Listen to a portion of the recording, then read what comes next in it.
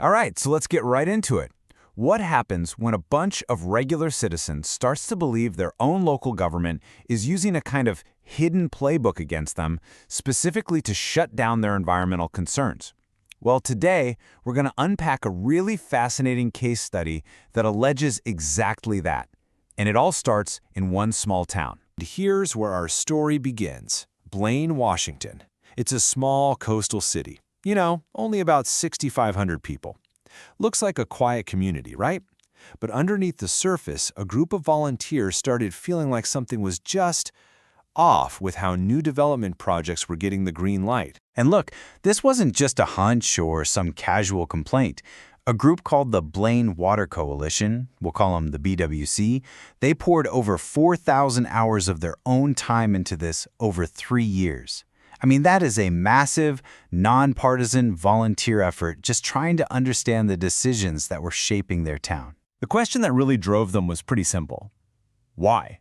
Why did it seem like these huge development projects with what they saw as serious environmental risks, were just sailing through the approval process, while their questions were being ignored or worse, completely dismissed? They started to think there was a system behind it. And the answer, at least according to their deep dive investigation, is a concept that might be new to a lot of us, but it is absolutely central to this whole story: regulatory capture. So what on earth is that? Well, think of it this way. Regulatory capture is when the watchdog starts acting more like a lapdog.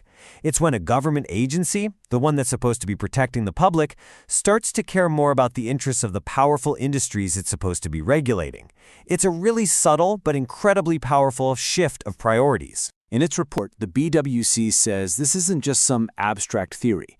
They claim they found concrete examples of it.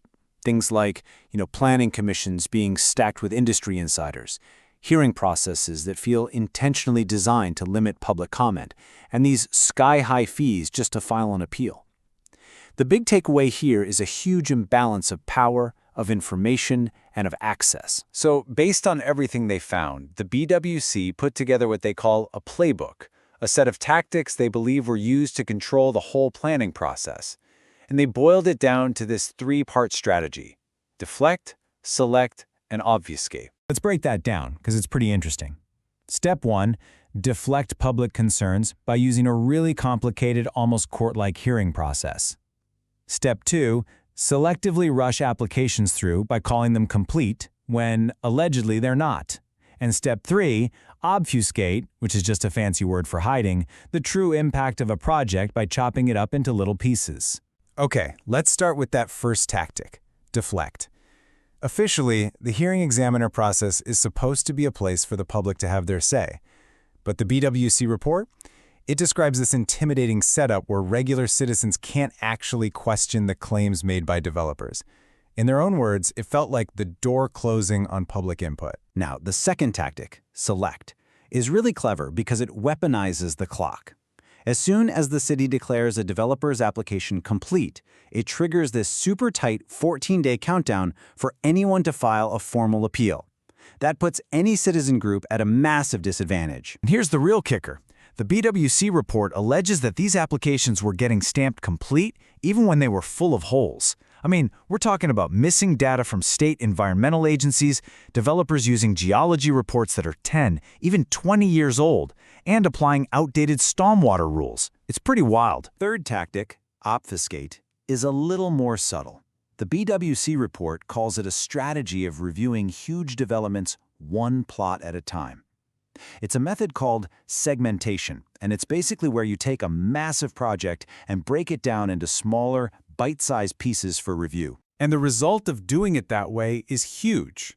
Because you're only looking at one little slice at a time, the full cumulative impact of the entire development on traffic, on the water supply, on everything, it never gets properly looked at. So, as the report says, the initial environmental decision ends up being inaccurate because it was based on a totally incomplete picture. So, if you're a citizen group faced with this alleged playbook, how in the world do you fight back? Well, it often comes down to 2 things: a mountain of paperwork and a wall of fees. One of the most powerful tools in a citizen's toolkit is something called the Public Records Act, or PRA. It's a law that gives the public the right to access government documents, and it's a game changer for leveling the playing field on information. So, using the PRA, the BWC started digging for stuff that wasn't being shared publicly.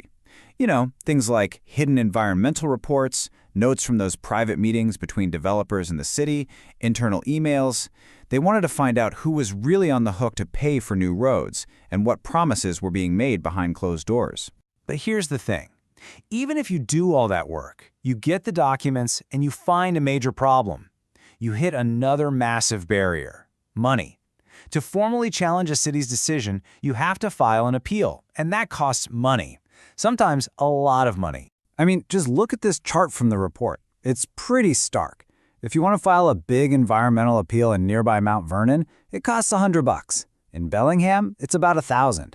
But in Blaine, that fee can be as high as $2,500. For a volunteer group, that is a huge barrier, one they allege is designed to keep people from participating. The report even details what it calls a retaliation sequence. It claims that when a citizen reports a potential violation, the response isn't to investigate. Instead, it's an effort to publicly discredit that person, often using the local press, all without providing any actual evidence to back up the city's side of the story. So this all brings us to the most important question, right? Why does a story from one tiny town matter to the rest of us? Well, because the principles at stake here, transparency, accountability, and local government, those are universal. As Otto Pointer, who is one of the report's authors, puts it, it all starts with citizens demanding to have a say. It's about oversight, and it's about making sure decisions are made out in the open, based on facts, not just on who has the most influence. And let's be really clear about this. This story, and this explainer, isn't about being for or against development.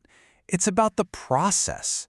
It's about making sure the rules are applied fairly to everyone, and that the system is actually accountable to the public it's supposed to be serving. And that really brings us to the final question, one for you to think about.